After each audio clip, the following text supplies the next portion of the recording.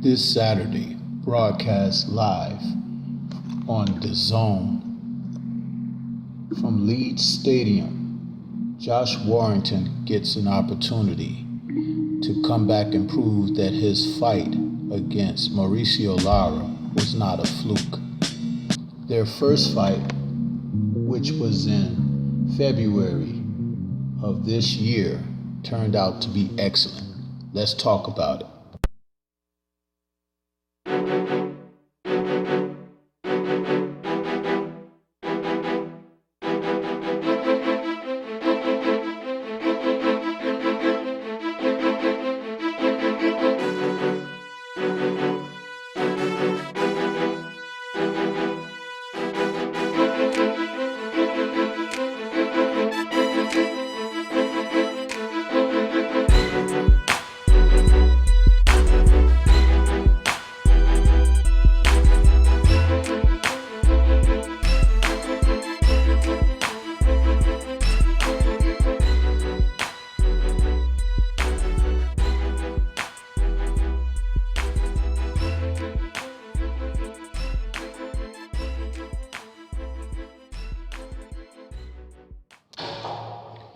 One thing's for certain about DAZN and Matchroom Boxing.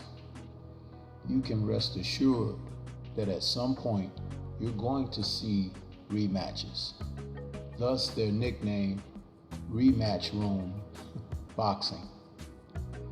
But sometimes the rematches are worth the wait and can be anticipated as the fight that may have taken place originally turned out to be more than what people and even the fighters signed up for.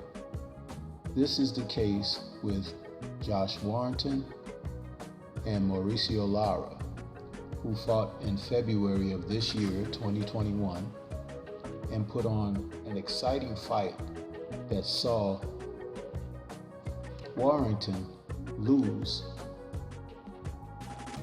for the very first time in his career. Going into this match, he was highly favored to win. This rematch will highlight a card this September 4th, 2021 from Headingley Rugby League Stadium in Leeds, Yorkshire, United Kingdom. Mauricio Lara now enters this fight with somewhat of notoriety.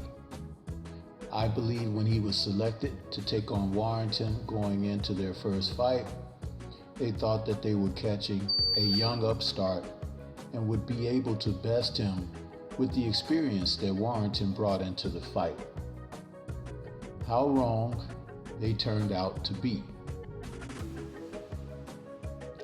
Bronco entered the bout with a surprising youthfulness, being 23 years old and already suffering 2 losses on his record.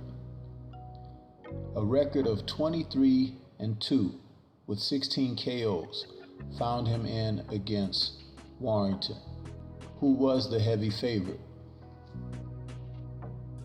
But the one thing that you could say about Lara is Mauricio entered this fight coming out of Mexico City, Mexico.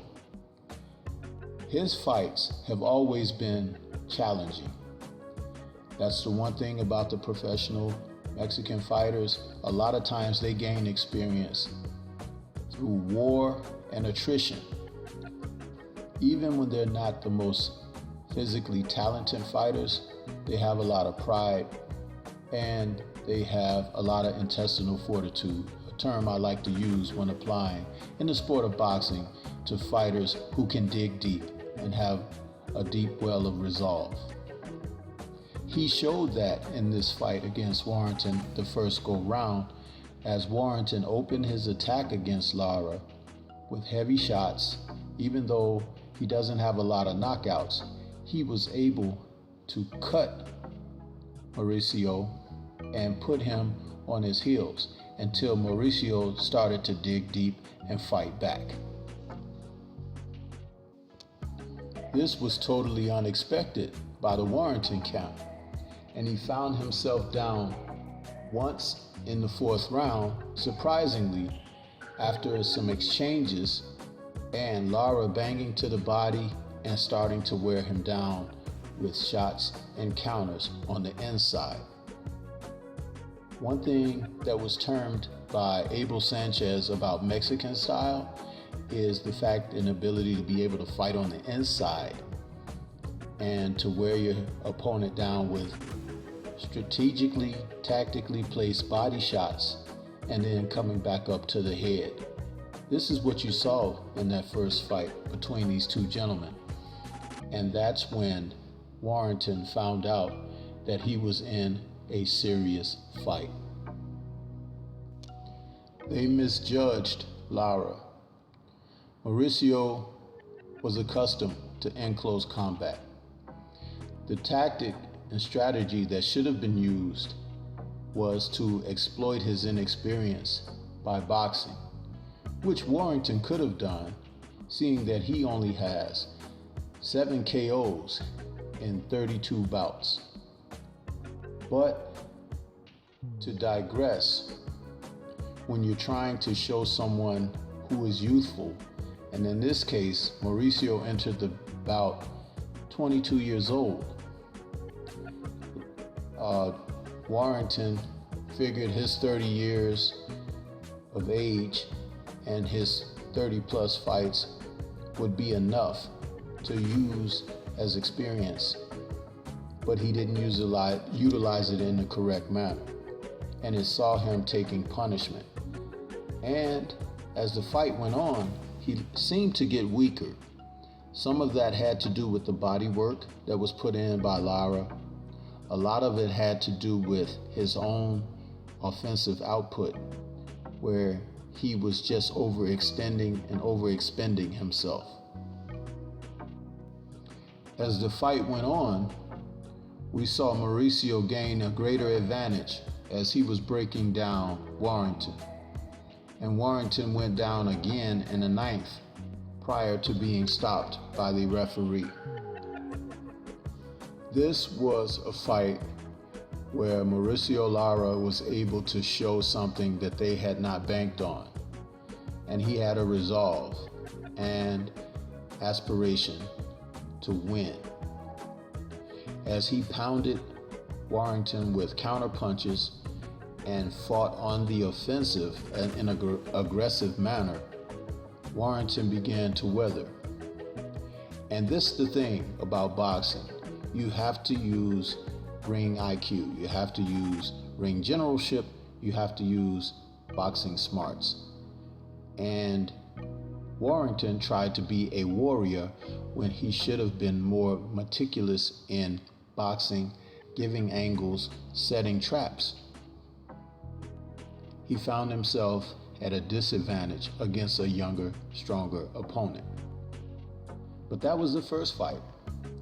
Let's talk about this rematch now that is heading up a tremendous card, which would have even been stronger had the Conor Benn Adrian Granados fight not had to be pulled because of C-19 impacting that camp.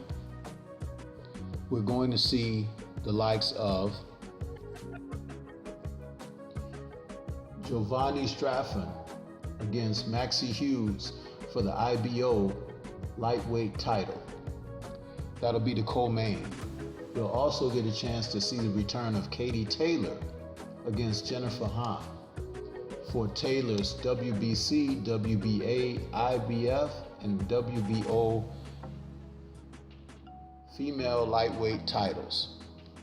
Taylor has impacted the sport in the women's division, particularly out of the UK, and she is an undisputed champ over there. It's great to see her come back again on this card. But the main event is the one to watch for. And I believe that Mauricio LARA now comes in with greater confidence, knowing of how he was able to do away with Josh Warrington in the first fight. He has that going for him, especially if he has not rested on his laurels. This could be just the beginning, and being 23 years old, the world is his oyster at featherweight. Warrington, who's 30, as mentioned earlier, if he does not come in with a game plan that will see him boxing his way through this fight, he could be ended earlier than the first fight. He doesn't necessarily have the punching power to get this guy out of there in a slugfest. He's going to have to box, use the ring, tie the younger, stronger guy up, win on points, or at least look to win on points, but he can't wage into war. It's going to be interesting because these are great contrasting styles. And will Warrington be disciplined enough to do these things?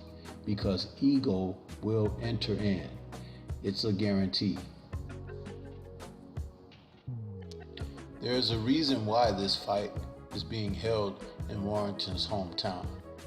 It's to help boost his esteem and give him that confidence that he's fighting in his own backyard. But just like in the first fight, a fighter like Mauricio LARA doesn't care about those things. He only has the mission in front of him, which is to go after the opponent and to take what's there on the table to be taken. This time is the prestige of who's the better man. If you beat someone once and you've done it decisively, to have the opportunity to go at it again and to prove to the naysayers and those who said that you were lucky and to be able to persevere again, that's what's gratifying. The Leeds warrior, who is Warrington, is going to have to pick himself up off the canvas from the first fight and come back with new wrinkles. Can he do it? It's possible. It's been done before. History has a number of fights where fighters have been stopped the first go round and have come back and corrected their issues and got the fight back in its grasp and turned out victorious. I don't see that being the case this time.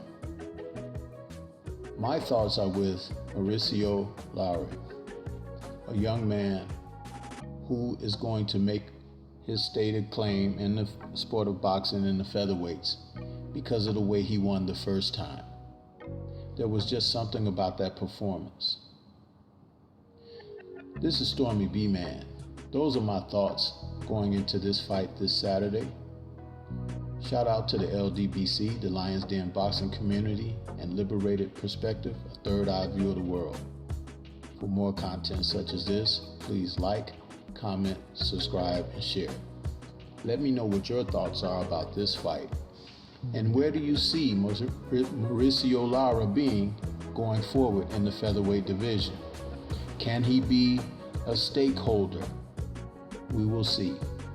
This is all I have for you at this time.